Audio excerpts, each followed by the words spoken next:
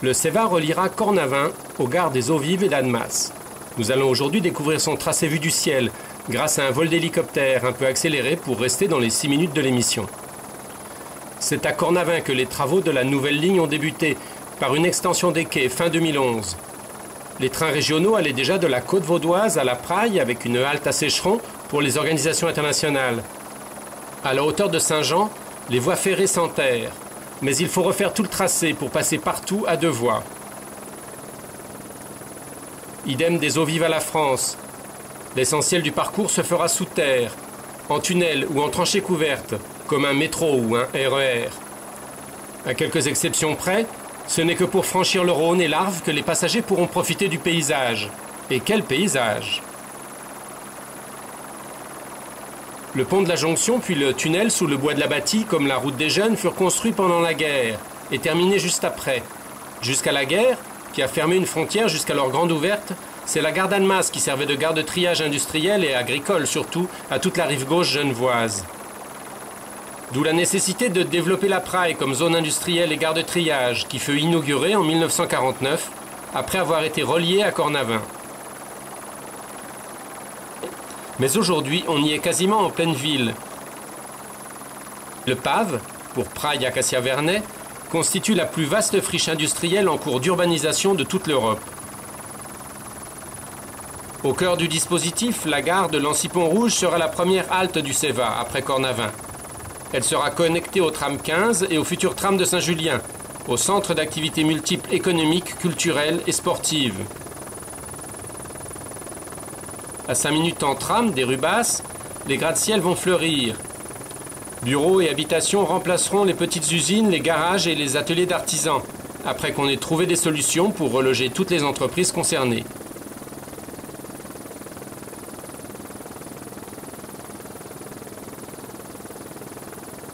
La gare de Carouge.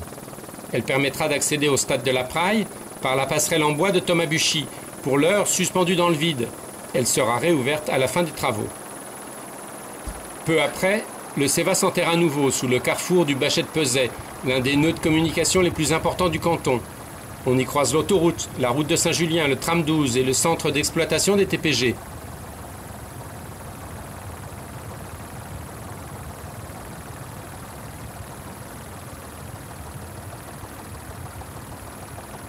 À nouveau en tunnel, sous le plateau de Drise, le tracé laisse ainsi au calme la zone villa.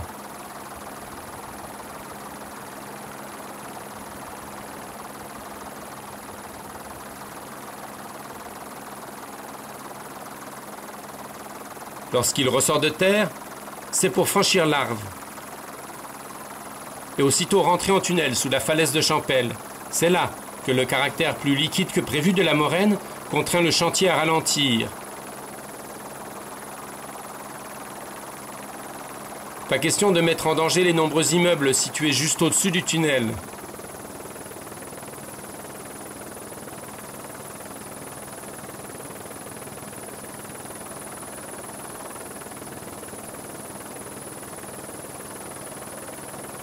La gare de Champel, sous terre, sera également celle de l'hôpital, ainsi reliée commodément à toute l'agglomération. La place dégagée autour de la gare sera réaménagée en espace vert, ombré par de grands arbres.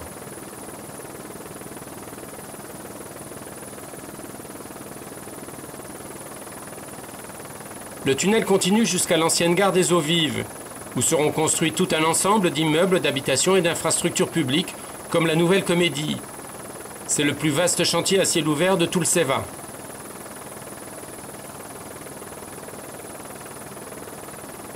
Là encore, la gare sera reliée au tram et à de nombreuses voies de bus, capables de rabattre sur le CEVA les usagers des transports publics plus isolés.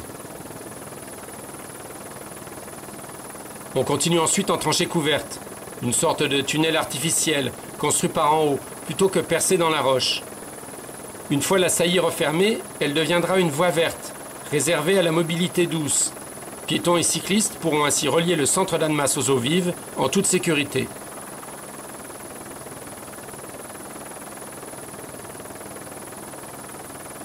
On s'approche de la frontière et de la France, où les travaux ont désormais commencé. On passe par la gare de Chenebourg, dont l'ancien bâtiment a été déplacé pour pouvoir être conservé.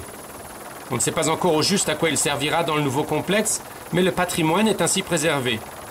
Tout autour, immeubles d'habitation et de bureaux vont sortir de terre, là aussi, réaménageant complètement le quartier. On continue vers la gare d'Annemasse, toujours en tranchée couverte. En direction de la France, le tracé et le chantier longent l'usine Rolex, à quelques mètres des machines de haute précision qui travaillent en sous-sol pour être mieux isolées des perturbations de la ville. Avec les travaux et les vibrations engendrées par le chantier, c'est raté. Il a fallu redoubler de précautions et de coordination pour éviter les incidents techniques. Nous aurons l'occasion d'y revenir, mais pour l'instant, 6 minutes oblige, la balade s'arrête là.